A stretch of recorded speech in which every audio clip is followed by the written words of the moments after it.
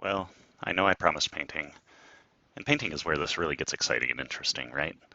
But I get distracted easily, and there were more things to fix. So here's a quick sidebar. If you like what you're seeing, please like and subscribe, and thank you for watching.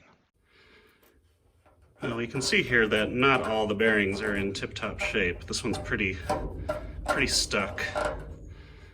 What I suspect, because it's rolling nicely and all the balls are in place, so what I suspect is that whatever grease was in there, along with decades of dust and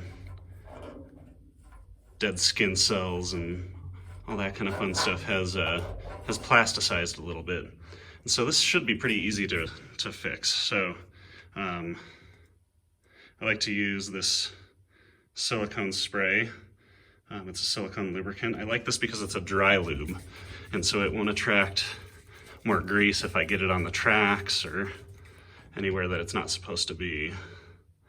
And so what we'll do is we'll just put a couple puffs of silicone spray in here. And give this a spin.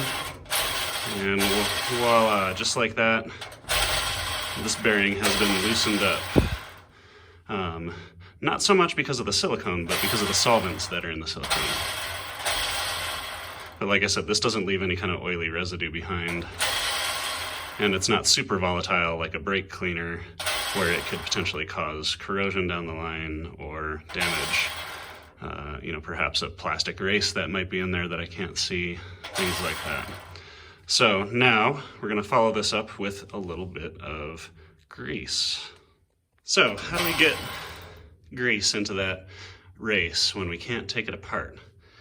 Oh, I'm going to show you. This is one of my my favorite little tricks here. This is a Honda brand in particular, but any of these will work. And what you're looking for is a chain lubricant that comes in some sort of aerosol spray can. These are for motorcycle chains, and what I like about it is it's carried in a solvent, and so it can get into very small places, and then the solvent flashes off, and you're left with a nice heavy coat of grease. I know. I just got done saying how I was trying to keep oil off of these tracks. Don't worry, I wiped it up. A few puffs, spin it a couple times, and then we'll let that dry for a minute. Okay, this has had a couple minutes to flash off, and you can see now it's starting to thicken up a little bit. And over the next hour or so, the rest of that solvent will evaporate, and we'll be left with a nicely greased bearing. I'm going to go ahead and do this to the rest of the bearings in this cabinet. Some are better than others, but I'm going to do this before I paint it, and you'll see why. But stay tuned.